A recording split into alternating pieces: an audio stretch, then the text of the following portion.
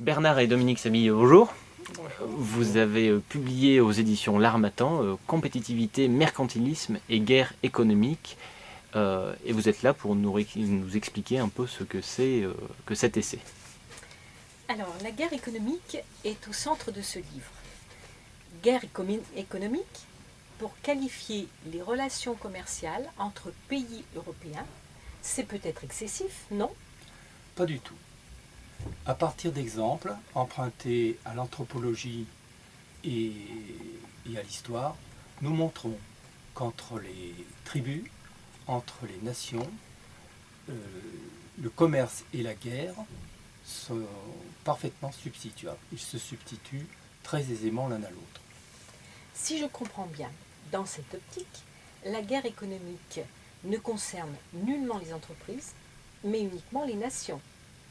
La guerre économique joue un rôle de dérivatif à la guerre proprement dite. Absolument. En somme, la nation est au cœur de cet ouvrage. Tout à fait. Mais il faut préciser, la nation accompagnée de sa recherche de puissance, c'est-à-dire son désir de se comparer, de se mesurer aux autres nations, voire de s'affronter, comme dans le domaine sportif. C'est donc dans ce cadre qu'est expliquée la quête insatiable de compétitivité. Dans le cadre de la nation, pour une nation, eh bien, la science économique n'est pas très bien armée pour l'appréhender. Et c'est normal, car elle envisage le commerce international comme un jeu à somme non nulle. Gagnant, gagnant. Tous les participants sont gagnants. Alors que, en revanche, la quête de compétitivité est un jeu à somme nulle. La compétitivité des uns, c'est l'insuffisance de compétitivité des autres. L'excédent commercial des uns creuse le déficit commercial des autres. D'où l'explication de la crise de la zone euro. Le prix Nobel d'économie, Paul Krugman, dans un de ses livres, démontre de manière irréfutable que la crise de la zone euro commence à germer dès l'an 2000, bien avant la crise des subprimes.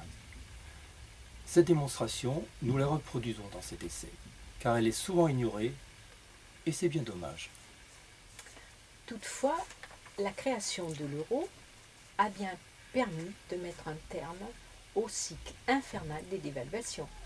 Certes, mais ce cycle infernal de dévaluation a été remplacé par le cycle infernal des plans d'austérité, qui ne sont que des ersatz de dévaluation, appelés du reste par de nombreux économistes d'évaluation interne.